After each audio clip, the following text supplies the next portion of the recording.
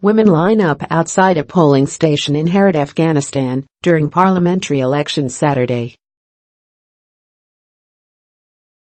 AM Sarfarazi AP, by Séverine Autesserre October 23 at 6 a.m. The Taliban promised to disrupt Afghanistan's national elections over the weekend, and did just that, launching deadly attacks on polling stations. In Africa, a report tallies more than 380,000 dead in South Sudan civil war, as the country's president and rebel leaders reach a new peace deal. Every day, these types of reports tell a familiar story. There was violence, the United Nations got involved, donor countries pledged millions in assistance, warring parties signed agreements, and headlines praised peace. But the violence continues. We tend to look at what went wrong when we've tried to resolve conflicts. My new research takes a different approach and looks at what has gone right.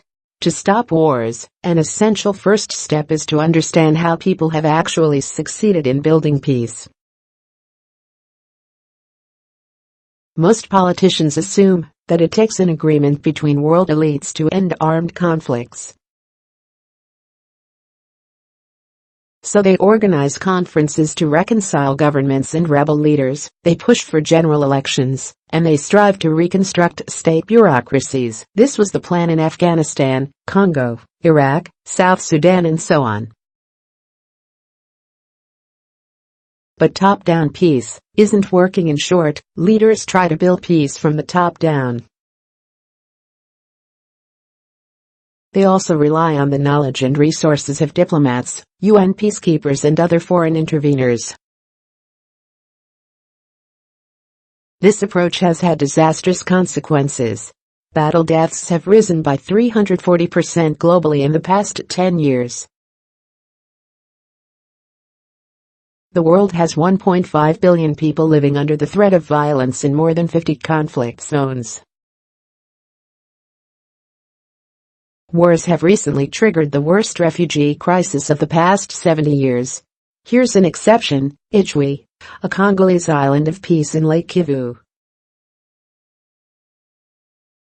For the past 20 years, one of the deadliest conflicts since World War II has raged in Congo.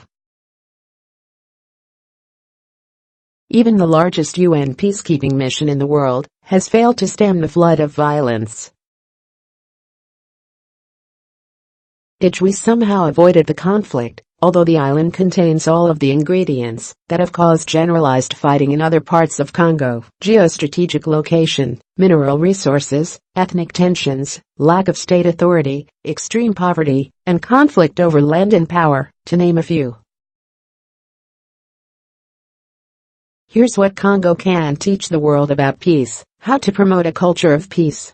Idjwi is peaceful thanks to the everyday involvement of all of its residents, including the poorest and least powerful. The local population has fostered what they call a culture of peace. Local associations help defuse tensions by mediating between parties in conflict. Priests often act as peacemakers. Blood pacts, traditional promises between two parties who agree never to hurt each other, link most of the island's families. And Idjwi's reputation as the land of the sorcerers scares away potential troublemakers from neighboring provinces. There are other cases of peace amid extreme violence, from Somaliland, north of Somalia, to various Colombian villages. As an Idjwi, it is not the army, state or police, or any outside peacekeeper that keeps tensions in these areas from erupting into violence, but the community members themselves. Of course, civilians cannot defeat armed groups single-handedly, nor do ordinary people have the networks necessary to build national peace. Here's one solution: elevate local peace building to a status equal to the top-down strategies we currently use to resolve crises. But this also means radically rethinking our approach to conflict resolution. Most interveners assume that local people are incompetent or corrupt, even violent, believing that only outsiders have what it takes to build peace. The stories of Idjwi and other parts of the world show that local people can hold violence at bay.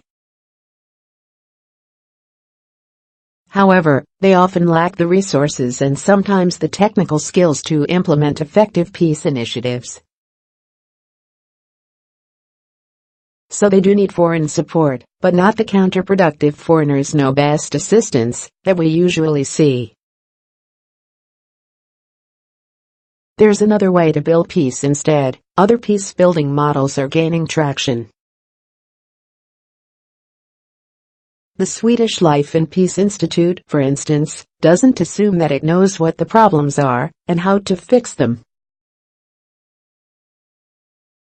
In Congo, this non-governmental organization empowers local people to develop their own analyses of their community's conflicts, agree on the best answers and implement those solutions. Three flawed ideas are hurting international peacebuilding. Examples like this encourage us to collectively question our assumptions about war and peace. Take, for example, the idea that all good things, like peace, democracy and education, naturally reinforce one another. Although education and electoral projects are the backbone of many peace initiatives, the situations in Afghanistan, Angola, Congo, and Rwanda show that prioritizing such ideals without considering the local context can actually end up fueling violence. What builds peace is not elections. It may not even be democracy, at least not right away. It may not require billions in aid or massive international interventions. And it may involve respecting superstitions and local beliefs. Ultimately, many successful examples of peace building in the past few years have involved innovative grassroots initiatives, led by local people, often using methods the international elite tends to dismiss. But perhaps these very efforts merit a closer look as a first step to changing the way we view and build peace. Séverine Autesserre is a professor of political science at Barnard College, Columbia University.